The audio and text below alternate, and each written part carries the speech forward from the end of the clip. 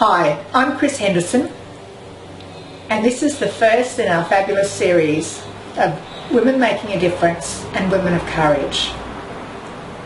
And today I'd like to introduce you to Berris. Hi, Berris. Hello. Lovely to be with you again. And you too, thank you. Berris and I connected earlier this year for the first time. I've been really interested in the work that she's doing, in the challenges that she's undertaken in her life, and what she's up for now in her new initiative. So, Berris, would you maybe first off like to tell just a little bit about yourself? Okay, well, in my working life, I'm a naturopath and have been for almost 24 years. And in that capacity, I mainly work with women. And really, in more recent years, mostly with women around midlife. And I think I simply attract those women because that's where I'm at. So, and it's wonderful to share experiences and just be really helpful to women in that age group, really. Great. I certainly gathered from the start that you had a real commitment to making a difference, and particularly for women of this generation, of this era. Absolutely, because I think so many women suffer unnecessarily at that time, going through menopause, but also all the conditions that can happen after menopause that women aren't always aware of, not always aware what they can do. But it's a very, very challenging time of life for women generally in our culture. It's not the case in all cultures, but it's certainly the case in our culture, where women are really, really not valued when they get a little older. So I found it really interesting, actually. One of the first conversations we had me reflect back on my own experiences and also the media and the world around us, and realise that while women that I've connected with, we've had a lot of conversations around menopause and around the hassles and the hot flushes, and do we call them, sort of power surges, and what else, and how we deal with those. But I haven't actually seen very much in the media, around that I've noticed at least. And so my ears really twerked when I heard you talking about Mistress of Menopause. And really getting that message out there. So I'm wondering if you'd like to, and I believe you've created some workshops around that. Yes. And I'd love to hear a little bit about that. Okay, yes, I have created some workshops, and there's one coming up soon. And the information about my workshops is always on my website, which is just berrisnaturopath.com. Look, I started creating these workshops because I really wanted to be able to reach more women and just really help more women understand that menopause doesn't have to be a miserable event in your life. And it's an event that can last for many years for some women. And you're quite right, there's not a lot in the media about menopause except for very negative information. And, the only treatment that a lot of women are aware of is HRT. And many women I see in my clinic simply do not want to go on HRT. Now, I'm not totally anti-HRT, but from my years of clinical experience and my own experience of going through menopause, is that I think there's very few women that actually really have symptoms severe enough to really need HRT. Because generally the natural medicines and lifestyle changes can really make such a big difference. Simple changes can make big differences in women's lives. So that would actually sound as though even for those women who have, by choice or by necessity, chosen HRT, that there are still other options for them to Absolutely. If women are taking HRT, there's still a lot that they can do in combination with that. And HRT is not the magic bullet for a lot of women. For some women, they feel fabulous on it, but for a lot of women, they'll still get a lot of their menopausal symptoms. They still don't feel wonderful on it.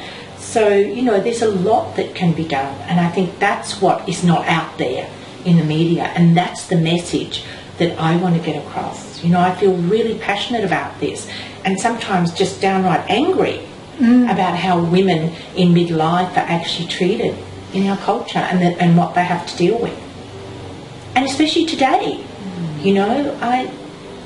women today just juggle so many different things. Family, careers, all sorts of things. And these days, many women going through menopause aren't free and easy. some of them still have, reasonably young children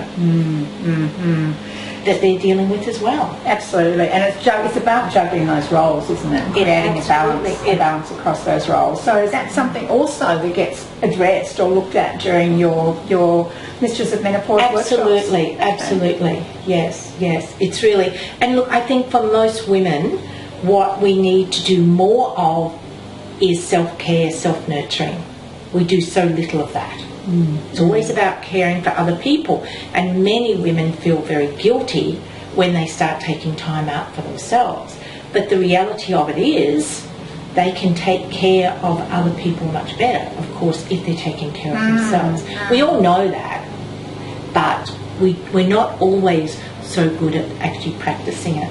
And, I have some really simple techniques that I give to women that they don't need to spend an hour a day doing. They can just do them occasionally throughout the day for a few minutes. And this is really going to make a difference. Absolutely. Just to really centre themselves and calm down if they're feeling a little bit anxious or agitated, and then just go on with their day. Cool. It's very simple. I like the sound of that. I'm sorry that I didn't have it a little while back, actually. So fantastic that other women are going to. Now, I'd love to ask you, and we touched a little bit on the sort of the balance side, but actually what I'd love to ask you first is, I have a sense that perhaps this might have been a challenging area to actually get into and to really create something. And I'm just wondering whether it's that or another. What would you say if I asked about maybe one of the biggest challenges or fears that you've had in being able to step out and create something like this? Okay, look, I can really laugh at this because I can quite honestly say the biggest challenge to actually developing these workshops and starting to do them is myself, without doubt. And most of all, my inner critic. I'm not new to presenting. I've done lots of presenting around the world, but the idea of actually developing workshops and then promoting them and promoting myself in that process, it's quite different to having somebody else promote seminars and you just rock up and give the lecture or do the workshop. It's very, very challenging, and so that has been my biggest challenge, actually. Really having the courage to actually keep going, because there's been many times when I've thought, do I really want to do this? Why am I bothering? But I'm so passionate about it, it's almost like I don't have a choice but to see it through, because it's something that I really do want to do. And I imagine that many of the women watching this video are going to really relate to that. So the power of the inner critic in perhaps stopping us from actually being who we are and creating what we could be contribution for others in. Absolutely. And I like what I've heard you say, that if you don't step up and achieve what you can achieve, and particularly do the things that you passionately want to do, then it's not only yourself missing out, it's the rest of the world. And for me, it's all those other women that could really benefit from what I'm saying. Excellent. So have you had a particular strategy that you've used to be able to deal with your inner critic and sort of and keep on? Well, a few herbal medicines. Very good. And to keep me calm and on top of it.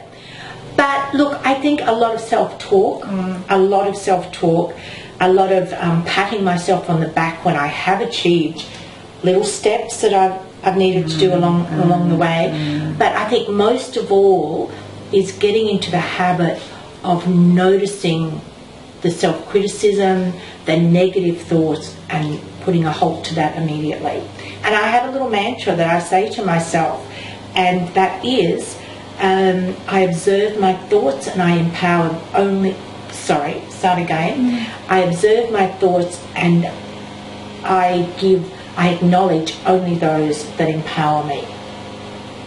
And I just can say that over and over to myself sometimes, and it's extremely powerful. And I think from what I've heard you saying in the past, that the thoughts that really empower you are the ones of, why is it that you're actually doing this? Why would you even bother when I suspect you might be able to have a quiet lifestyle, travelling, doing more of the presentations that I know you go to the US to do, as well as here in your own practice, and instead you're out there on the skinny branches. Absolutely, and sometimes I feel really skinny. But you're a dancing girl, and that is absolutely fantastic. Now, Berris, what I'd love to do now then is ask, how do you want the next phase of your life to be? Like, what is there, moving on from this, moving on from these workshops, what's there for you? Have you thought? Look, I see the rest of my life, or the foreseeable future anyway, as being quite joyous and also a very giving time for me. To others, but also to myself. Yes, I think it's time for that. Absolutely. Beautiful. And I know that some of the contribution you're making to families, really fits in there as well. Yes. Yeah. So, final question from me, at least, I think, is what would you want to be remembered for?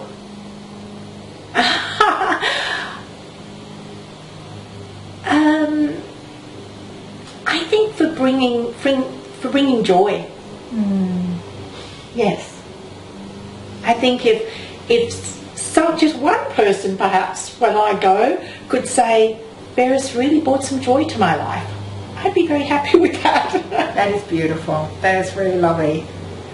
Berris, there is one last question I'd like to ask.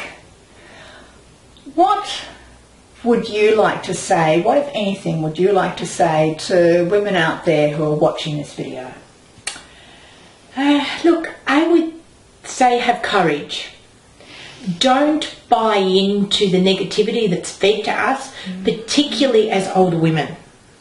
We don't have to be invisible. We don't have to be lacking in power in our lives. I think be a warrior for yourself, most of all. And if you are going through menopause or approaching menopause, dare to really be the mistress of your menopause. Don't accept that you're going to suffer lots of horrible symptoms and feel totally miserable for 4 or 5 years, because it doesn't have to be the case. You do have the power to actually have a very different menopause. So I think that's the message that I would give at the moment. And I would just say, yes! That's fantastic, Berris. That's really brilliant. It's so clear, isn't it, why you would want to be attending Berris's workshop, why you would, and why I'm interviewing her. One awesome woman. Now, Berris, for the workshop, just as a reminder, where do we come so that we can find out more at the end? Information's on my website, www.berrisnaturopath.com. Thank you, and thank you. Thank you, Chris. Wonderful. Thank you. Thank you.